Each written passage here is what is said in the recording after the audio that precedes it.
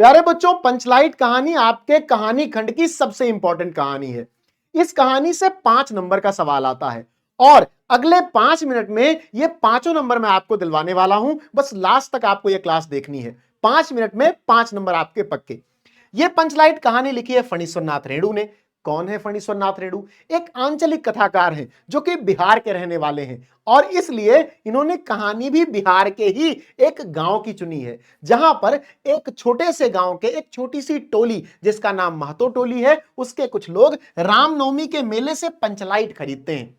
इसी पंचलाइट के, इसी पेट्रोमैक्स के चारों ओर यह कहानी घूमती है। तो आइए इस कहानी को समझते हैं और सबसे पहले यह जानते हैं कि इस कहानी से सवाल कैसे कैसे आते हैं। तो इस कहानी से 3 प्रकार के सवाल आने की संभावना रहती है और ये 3 ही प्रकार के सवाल पिछले 15 सालों से आ रहे हैं। चौथा कोई प्रकार नहीं है, तो चौथा हम पढ़ेंगे नहीं क्योंकि हमें चाहिए 5 नंबर। पहला सवाल आपका सारांश से आता है। इसी सारांश को आप कथा वस्तु भी कह सकते हो। ध्यान देना है आपको, सारांश या कथा वस्तु से एक सवाल, दूसरा सवाल उद्देश्य से आता है, तीसरा सवाल समीक्षा से आता है। अच्छा, मैंने तो आपको यह बता दिया, लेकिन आपको कैसे पता चले कि पेपर में कैसे सवाल आते हैं? तो उसके लिए आपके बोर्ड द्वारा, आयोग द्वारा जारी किया गया मॉडल पेपर मैं आपके लिए लेकर के आया हूं। मॉडल पेपर में 2 प्रकार के सवालों की बात की गई है। एक सवाल तो कथावस्तु से है, जिसे हम सारांश, मैंने आपको बताया सारांश और कथावस्तु एक ही चीज है। दूसरा सवाल मैंने आपको बताया कि उद्देश्य से आता है। तीसरा एक नए प्रकार का सवाल इस बार आयोग ने जोड़ा है जिसे समीक्षा कहते हैं। तो कुल मिलाकर 3 प्रकार के सवाल आपको बनते हैं और इन तीनों प्रकार के सवालों को मैं आपको बताऊंगा, साथ ही यह भी बताऊंगा कि अपनी कॉपी में लिखना कैसे है। तो तैयार हो जाइए, आइए चलते हैं 5 मिनट के सफर पर, जहां पर आपको यह पूरी कहानी सवालों के साथ पढ़ने को मिलेगी। साथ ही अगर आपको पीडीएफ चाहिए तो आप ये क्यूआर कोड स्कैन कर सकते हैं या टेलीग्राम पर जाकर @ऋषि सर हिंदी सर्च कर सकते हैं, जिससे आप मेरे ग्रुप में जुड़ करके पीडीएफ प्राप्त कर पाएंगे, चैनल में जुड़ करके। ठीक है, तो अब सबसे पहले हम जब पंचलाइट कहानी को पढ़ेंगे तो सबसे पहले जानना चाहेंगे कि आखिर भाई इसके पात्र कौन कौन से हैं, इस कहानी में है कौन कौन, कौन कौन इस कहानी में पार्टिसिपेट कर रहा है, किसको किसको पकड़कर कहानी लिखी गई है। तो इस कहानी के पात्रों के बारे में चर्चा करते हैं। पंचलाइट कहानियों के पात्रों में सबसे इंपॉर्टेंट पात्र हैं गुलरी काकी। गुलरी काकी कौन है? एक बूढ़ी दादी है जो गांव की है। गुलरी काकी की एक बेटी है जिसका नाम है मुनरी, और मुनरी की एक सहेली है जिसका नाम है कनेली। अच्छा, एक लड़का है गोधन नाम का, जो दूसरे गांव से आकर इस गांव में बसा है, निवासा पाया है। हमारे यूपी में एक शब्द है निवासा। गांव में अगर आपने दादा बाबा से पूछोगे तो बताएंगे निवासा क्या होता है। तो गोधन इस गांव में आके बसा है। अच्छा, गोधन का क्या संबंध है इससे? तो मुनरी से गोधन प्रेम करता है और मुनरी गोधन से प्रेम करती है। अब अगर तुम्हारी मां को पता चल जाए कि तुम किसी लड़के या किसी लड़की से प्रेम करते या करती हो, तो तुम्हारी मम्मी को अच्छा लगेगा? नहीं लगेगा। तुम्हारे पापा शिकायत कर देंगे, उसके बाप को शिकायत कर देंगे। गुलरी काकी को भी बुरा लगता है। गुलरी काकी भी बुरा मान जाती है कि भाई गोधन मेरी बेटी को देखकर सलीमा का गाना क्यों गाता है। तो ये पंचायत में शिकायत कर देती हैं। पंचायत में कौन कौन है? पंचायत में एक दीवान साहब है और एक सरदार साहब है। ठीक है, एक सरदार है, एक दीवान है। तो ये पंचायत के सदस्य हैं, सरदार और दीवान। अच्छा, फुटंगी झा कौन है? फुटंग एक ब्राह्मण टोली है उसी गांव में। ये लोग तो मातो टोली के सदस्य हैं, एक ब्राह्मण टोली भी है। तो ब्राह्मण टोली के सदस्य हैं फुटंगी झा। अच्छा, एक अगनू महतो है। वैसे गांव में ज्यादा प्रसिद्ध नाम हगनू महतो है, लेकिन साहित्यिक रूप देने के लिए लेखक ने इनको अगनू कह दिया है। नाम इनका हगनू ही रहा होगा। ठीक है, तो अगनू महतो। अगनू महतो कौन है? महतो टोली के पंचायत के छड़ीदार हैं। महतो टोली के पंचायत के छड़ीदार हैं। अच्छा, एक और पात्र है जिनका नाम है रुदल शाह। रुदल शाह ये गांव के बनिया हैं। ये रुदल शाह की दुकान है और गांव अपने दुकान पर बैठे रहते हैं, गांव के बनिया हैं। एक और आदमी है मूलगैन, जो कीर्तन मंडली का सदस्य है। यहां पर मूलगैन भाई साहब बैठे हैं। हमारे गांव में आजकल रामचरितमानस की मंडलियां हैं, तमाम प्रकार के जो गाना वाना गाते हैं, गायक वगैरह होते हैं, या तबला उबला बजाते हैं, संगीतकार होते हैं, उनकी मंडलियां होती हैं। वैसे ही मूलगैन की मंडली है और मूलगैन उसका सदस्य है। तो ये सारे कहानी के पात्र हैं। इसका आप स्क्रीनशॉट ले सकते हो। इन सारे कहानी के पात्रों से कहानी पैदा होती है। तो मैं उम्मीद करता हूं कि आप लोग एक बार कहानी पढ़ लोगे। मैंने आपको बताया कि इससे 3 प्रकार के सवाल आते हैं जो कि आपके लिए जरूरी हैं। मैंने क्या कहा? इस 5 मिनट में आपको 5 नंबर मिल जाएंगे। तो आओ देखते हैं। पहला सवाल पंचलाइट कहानी का सारांश या कथावस्तु है। पहला सवाल आप कैसे लिखोगे? तो पंचलाइट कहानी का सारांश देखते हैं क्या है। सारांश मतलब किसी बड़ी कहानी को छोटा करके लिखना, जिसे अंग्रेजी में आप समरी कहते हो। आपको ऐसे ही अपनी कॉपी में लिखना है। 3 प्रकार के ही सवाल आते हैं बेटा, और वो तीनों प्रकार के सवाल मैं आपके करा रहा हूं। इनका स्क्रीनशॉट रख लो, पीडीएफ रख लो, ना इससे बाहर आएगा। और लिखना भी इतना ही है, एक भी शब्द इधर उधर नहीं करना है, ध्यान रखना है आपको। तो कहानी में बिहार के एक पिछड़े गांव के परिवेश का सुंदर चित्रण प्रस्तुत किया गया है।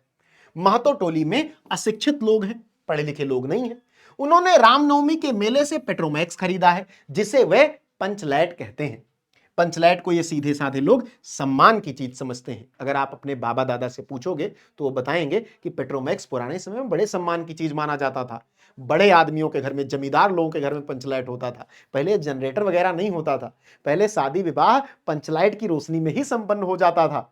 तो जो जमींदार लोग, प्रधान लोग, बड़े लोग होते थे, उनके यहाँ होता था, लोग मांग के लाते थे अपने यहाँ, कोई त्योहार वगैरह होता था तो पंचलाइट को ये सीधे साधे लोग सम्मान की चीज समझते हैं। पंचलाइट को देखने के लिए टोली के सभी बालक, औरतें और मर्द इकट्ठे हो जाते हैं। सरदार अपनी पत्नी को आदेश देता है कि शुभ कार्य को करने से पहले वह पूजा पाठ का प्रबंध कर ले। सभी उत्साहित हैं, परंतु समस्या उठती है कि पंचलाइट जलाएगा कौन।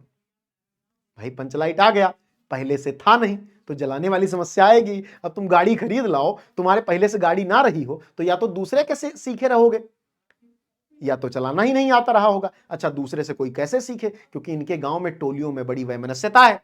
ठीक, सभी उत्साहित है, परंतु समस्या उठती है कि पंचलाइट जलाएगा कौन। सीधे साधे लोग पेट्रोमैक्स को जलाना भी नहीं जानते। इस टोली में गोधन नाम का एक युवक है, गोधन भाई साहब आ गए, जो मुनरी से प्रेम करते हैं। वह गांव की मुनरी नामक एक युवती से प्रेम करता है। मुनरी की मां ने पंचों से गोधन की शिकायत की थी कि वह उसके घर के सामने से सिनेमा का गाना गाता हुआ निकलता है। गोधन भाई जब मुनरी के घर के सामने से निकलते थे तो गाना गाते थे कि हम तुमको मोहब्बत करके सलम, सनम नहीं कहते, सलम। तो यही शिकायत करती हैं मुनरी काकी कहां, गुलरी काकी कहां, पंचों के सामने। इस कारण पंचों ने उसे बिरादरी से निकाल दिया था। मुनरी को पता है, अब भाई दो लोग प्रेम करेंगे तो बातें भी करेंगे, जैसे तुम लोग मार बिल्कुल इंस्टाग्राम पर, स्नैपचैट पर चैटिंग किए रहते हो कि मैं ये कर लेता हूं, मैं वो कर लेता हूं, मैं ये खाना बना लेती हूं, मैं वो पकौड़ी बना लेती हूं। तो ऐसे वो भी बात करते रहे होंगे। कहां पर, कहीं भाई खेत खलिहान में कहीं बात करते रहे होंगे, फोन तो था नहीं तब। मुनरी को पता है कि गोधन पंचलाइट जला सकता है। भाई जिसके गांव में पेट्रोमैक्स नहीं है, फोन कहां से आएगा। वह चतुराई से यह बात पंचों तक पहुंचा देती है। पंच गोधन को पुनः बिरादरी में ले लेते हैं। भाई बिरादरी की इज्जत का सवाल है, तो सारा निषेध समाप्त हो गया। ठीक है, वह पंचलाइट को जला देता है। मुनरी की मां गुलरी काकी प्रसन्न होकर गोधन को शाम के भोजन का निमंत्रण दे देती हैं। वही गुलरी काकी जो शिकायत करके आई थी, अब उसने इज्जत बचा ली भाई, तो प्रसिद्ध हो गया पूरे गांव में। अब तो भैया वो बेटी की शादी धूमधाम से करेंगी कि सबसे प्रसिद्ध लड़के से शादी हो रही है। पंच भी अति उत्साहित होकर गोधन को कह देते हैं, तुम्हारा साथ खून माफ, खूब गाओ सलीमा का गाना। पंचलाइट की रोशनी में लोग भजन कीर्तन करते हैं तथा उत्सव मनाते हैं। समझ गए? कमेंट करके बताओ, क्या अब इसका उत्तर तुम लिख लोगे? अगर सवाल आ गया कि इस कहानी का सारांश लिखो, तो क्या तुम इसका उत्तर लिख लोगे? कमेंट करके बताओ और वीडियो को लाइक कर लो। अगर पहली बार ये क्लास देख रहे हो तो चैनल को सब्सक्राइब कर लो, क्योंकि तुम्हारे बोर्ड एग्जाम की सारी तैयारी इस चैनल पे होती है। कमेंट करके बताओ तुरंत कि इसका उत्तर लिख लोगे कि नहीं लिख लोगे। इससे ज्यादा नहीं लिखना है। मैंने तुमको एक बात बहुत क्लियरली बता दी बेटा, ये तुम्हारे मॉडल पेपर का स्क्रीनशॉट है, ध्यान से देख लो। शब्द सीमा अधिकतम 80 शब्द होनी चाहिए। तो बहुत बड़ा नहीं लिखना है, केवल समीक्षा वाला जो सवाल है थोड़ा बड़ा हो जाएगा। ठीक है, तो पहला सवाल तो तुम्हारा हो गया। पहले सवाल की हम बात करें तो पहला सवाल हो गया। अब हम उद्देश्य पर बात करते हैं। पंचलाइट कहानी का उद्देश्य।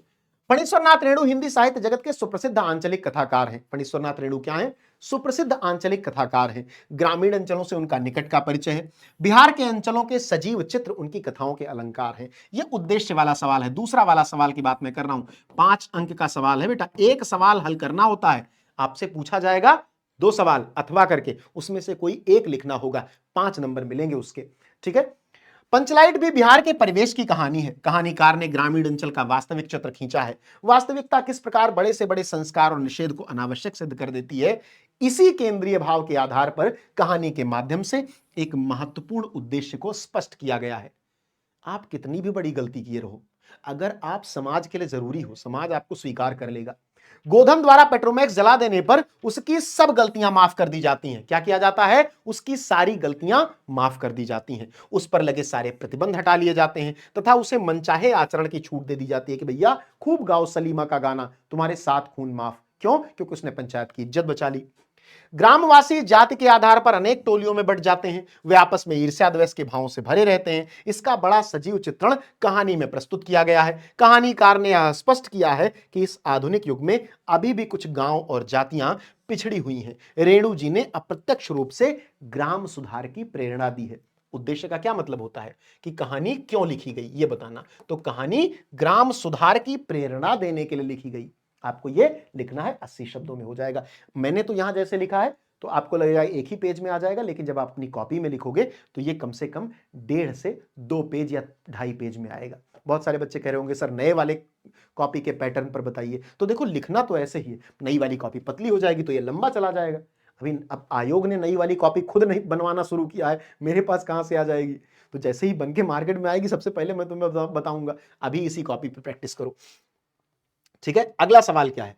अगला सवाल है तुम्हारी समीक्षा का। ठीक, समीक्षा बहुत जरूरी है, इस पर डबल स्टार मार्क कर लो, डबल स्टार मार्क कर लो। सबसे पहले कमेंट करके बताओ अगर उद्देश्य वाला सवाल आ जाएगा तो हो जाएगा कि नहीं, हां या ना कमेंट सेक्शन में लिखो। और वीडियो को लाइक कर लो, चैनल को सब्सक्राइब कर लो, ठीक है। चलो अब बताओ, देखो कहानी की समीक्षा होती क्या है बेटा? कहानी कला के कुछ तत्व होते हैं, जैसे कथानक यानी सारांश, यानी कहानी में क्या क्या बताया गया है, पात्र कौन कौन से हैं, संवाद शैली कैसी है, बातचीत कैसी हुई है कहानी में, भाषा शैली कहानी की कैसी है, देश काल वातावरण कैसा है कहानी का, और उसका शीर्षक कैसा है। तो इन सब आधारों पर कहानी को जांचा जाता है समीक्षकों द्वारा, उसी को कहानी की समीक्षा कहते हैं। यह सवाल इस बार नया सवाल जोड़ा गया है और 7 के 7 सेट में से किसी ना किसी सेट में यह सवाल आएगा।